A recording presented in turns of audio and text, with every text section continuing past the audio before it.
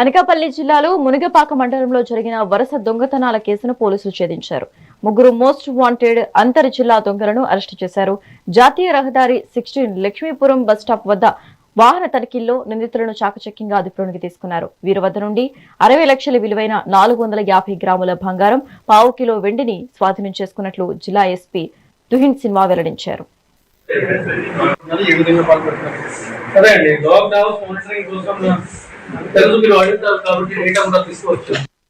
And finally ఈ రోజు Lakshmipuram bus stop Anakapalli ఏరియాలో ఈ ముగ్గురు అఫెండర్స్ మనకి దొరికారు.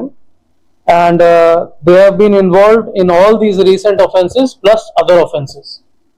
ఇందులో టోటల్ గానే ముగ్గురు అక్యూజ్ ని మనం అరెస్ట్ చేశాము. ఈ ఇద్దరు వ్యక్తి 24 years అండ్ ఇంకా ఒక 27 years వాళ్ళు కేకొత్తపాడు మండల్ చెందినవాడు.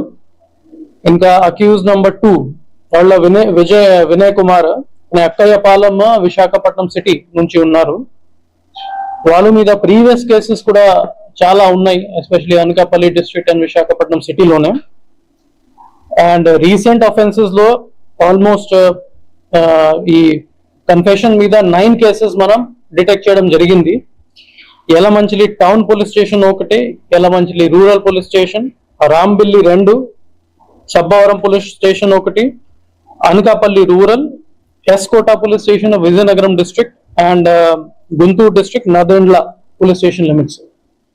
In total 450 grams of gold and gold jewellery items recover చేయడం జరిగింది. ఇంకా 250 grams ఆఫ్ సిల్వర్ ఆర్టికల్స్ కూడా రికవర్ చేయడం జరిగింది. Total property approximate value 66 lakhs rupees. ఇది ఎంత రికవర్ చేసిన తర్వాత మనం కోర్ట్ ప్రాసెస్ ఇప్పుడు ఫాలో చేసుకుంటున్నాము.